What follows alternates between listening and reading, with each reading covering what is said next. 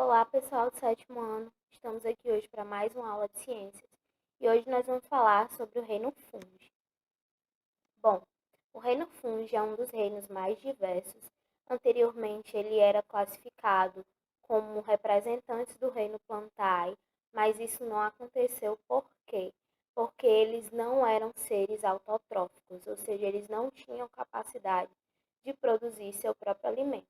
E assim eles foram colocados em um reino à parte, que foi denominado de reino Fungi. Então, esse reino é um reino bastante diverso, com organismos heterotróficos, ou seja, eles precisam buscar o seu alimento. Aqui nós temos seres pluricelulares, com mais de um tipo de célula, ou unicelulares, com apenas um tipo de célula. Nós temos mais de 100 mil espécies de fungos descritas até o atual momento.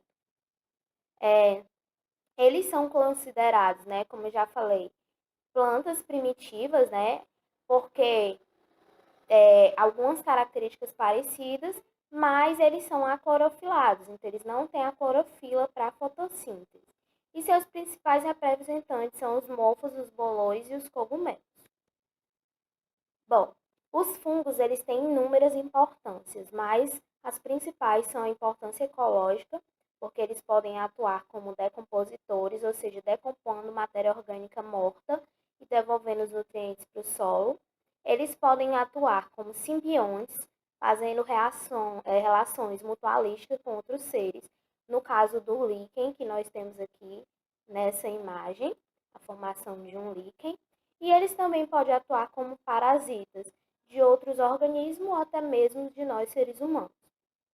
Com relação à importância econômica, os fungos, principalmente as leveduras, que estão nessa imagem aqui abaixo, eles vão ser de suma importância para o processo de fermentação. Então, para fazer o pão, a gente vai precisar de uns fungos que são elementos fermentadores, para fazer bolo, para fazer iogurte, queijo. Então, eles são de suma importância econômica também. Bom, com relação às estruturas dos fungos, eles, quando são seres pluricelulares, eles são chamados de seres filamentosos, ou seja, eles têm vários filamentos. E esses filamentos são denominados de hifas e o conjunto de hifas denominado de micélio. Vou explicar para vocês direitinho. Aqui eu tenho um fungus, né? E essa partezinha visível, ela é chamada de corpo frutífero ou corpo de frutificação, que é o que vai crescer acima do solo. Dentro do solo eu vou ter as hifas, né, que vão funcionar como se fosse a raiz do fungo, e o conjunto dessas minhas hifas é denominado de micélio. Com relação ao meu corpo frutífero ou corpo de frutificação, eu vou ter na parte superior o chapéu. No meu chapéu eu vou ter as escamas. Embaixo do meu chapéu eu vou ter as lamelas, que é por onde vão sair os esporos, que a gente vai ver que é importante para a reprodução dos fungos. Nós vamos ter a haste, né? O anel e a volva. Esta partezinha aqui, ela também pode ser chamada de pé, para ficar mais fácil, certo? Então, as partes importantes é o que? O chapéu, o pé e a lamela, certo? São as partes importantes do fungo. Com relação à nutrição dos fungos, eles, como eu já falei, são seres heterótrofos, eles absorvem os nutrientes do solo, mas como é que vai acontecer essa absorção? Vai ser lançado no solo enzimas digestivas, né?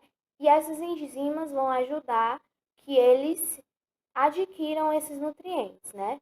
Que esses nutrientes passem para dentro do corpo do fungo. E aí o fungo pode fazer 3 tipos de nutrição, né? Fazer saprofagia, quando se alimenta apenas de organismos mortos.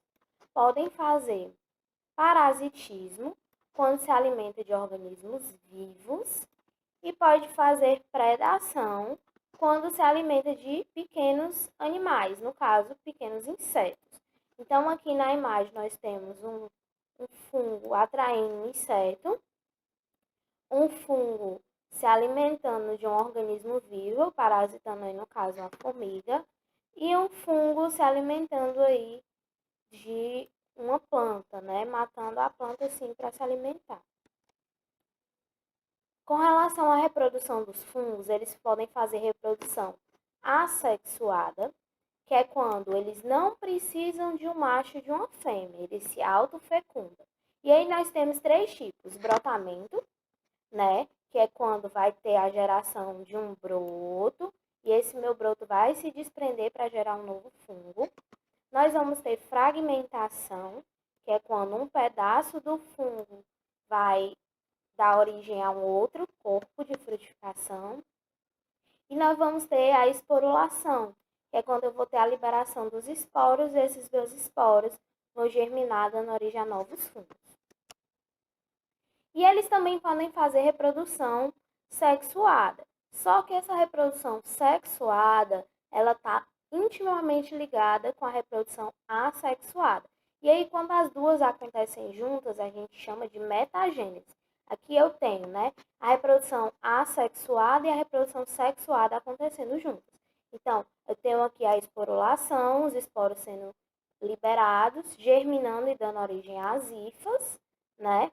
E as minhas hifas vão se encontrar, hifas masculinas com hifas femininas, para dar origem a um zigoto, também chamado de zigosporângio.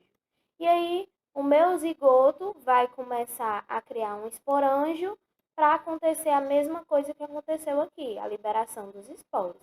Então, a parte sexuada está aqui dentro desse quadradinho. E o resto é assexuada. Professora, mas o que é uma reprodução sexuada?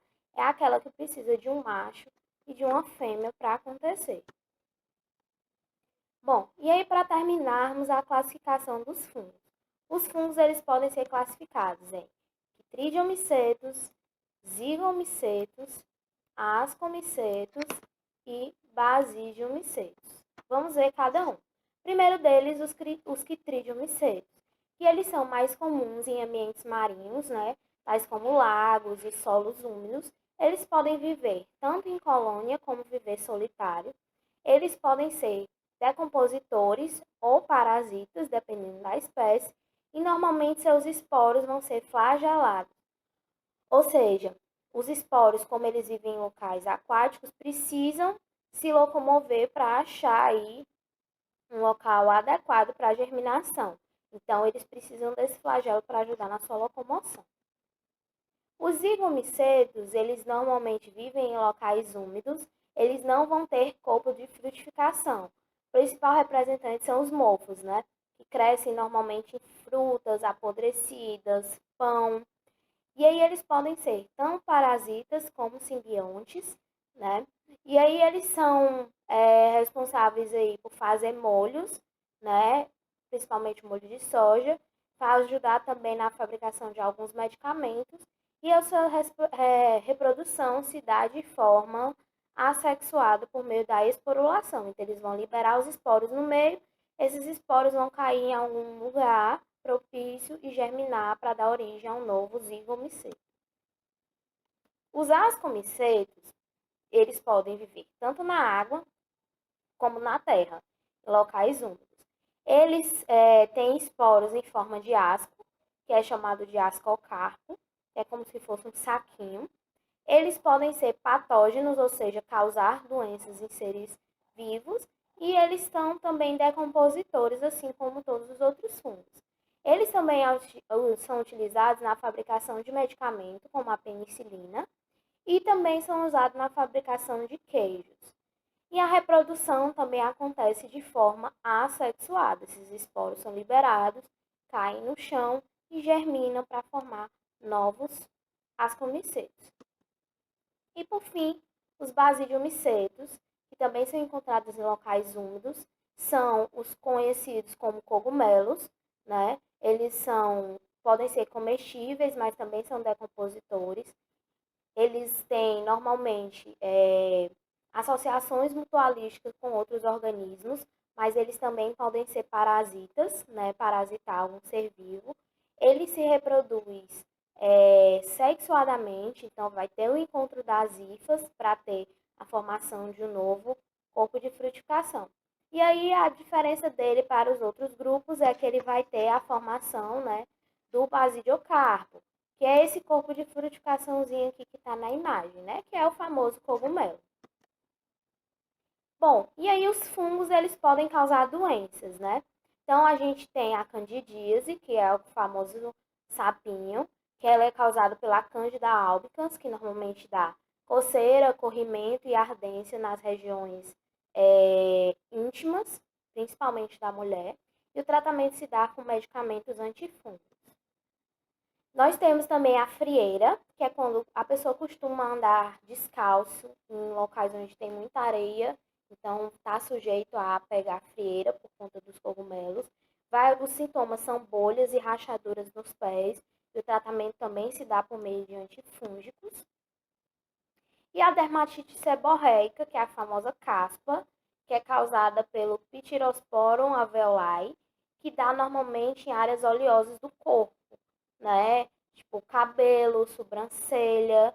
Então, nós vamos ter nessas regiões mais oleosas sujeita a ter essas caspas. Os sintomas são manchas descamativas e vermelhas e a caspa propriamente dita, né? E aí o tratamento se dá com uso de shampoos apropriados, cremes ou loções medicinais.